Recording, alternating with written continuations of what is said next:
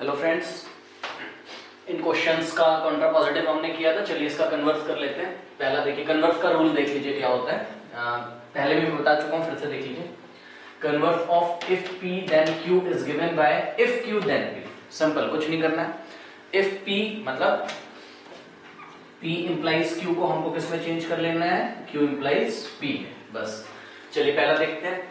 If x is a prime number then x is odd, तो इसका answer क्या होगा?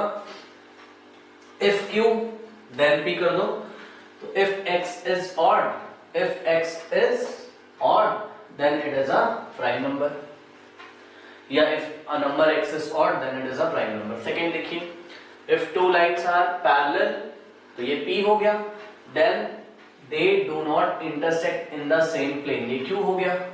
तो इफ q देन p कर दीजिए, मतलब इफ दे किसके लिए यूज किया गया है? टू लाइन्स के लिए। तो if two lines do not intersect, या निगेशन नहीं करना है ना, बस सिंपल q इंप्लाइज p करना है। तो इफ टू लाइन्स, ये देखिए नोट भी कर सकते हो आप, if two lines do not intersect in the same plane then they are, अब देखिए टू लाइन्स को हटा के क्या कर देंगे, यहाँ पे दे लगा देंगे, ठीक है, देन दे आर पैरेलल, बस सिंपल। नेक्स्ट देखिए, something is cold implies that it has low temperature.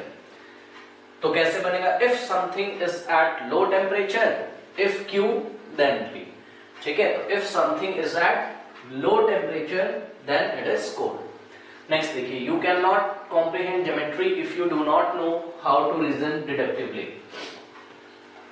तो ये q है, इफ q देन p। तो if you do not know how to reason deductively then you cannot comprehend geometry.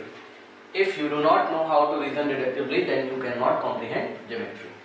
Next, x is an even number implies that x is divisible by 4. तो if q then p कर लीजिए, मतलब if x is divisible by 4 then x is an even number. If x is divisible by 4 then x is an even number.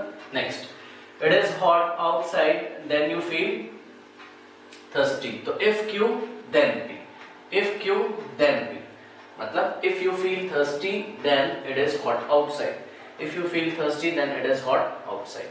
Next देखिए, I go to a beach whenever it is a sunny day, whenever it is sunny day। तो देखिए यहाँ पे ना if then नहीं लगा है, तो उसको आप दो तरीके से बना सकते हो।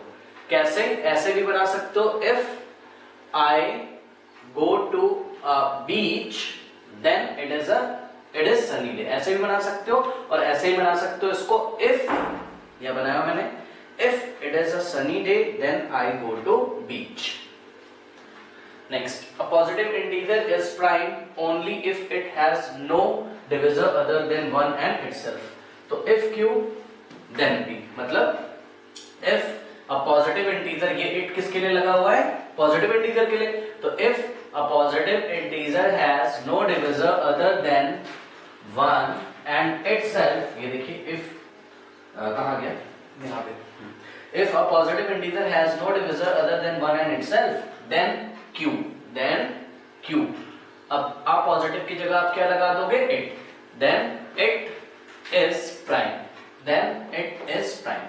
9 देखिए, if you live in Delhi then you have winter clothes। तो if q then p, मतलब if you have winter clothes then you live in Delhi, if you have winter clothes then you live in Delhi। Next, if a quadrilateral is parallelogram then its, ये it किसके लिए लगा हुआ है? Quadrilateral के लिए। तो क्या बोलेंगे? if the diagonals of quadrilateral bisects each other then it is a parallelogram। if the diagonals of quadrilateral bisects each other then it is a parallelogram। तो ये बहुत सिंपल है, इस तरीके से आप इसको कर सकते हैं।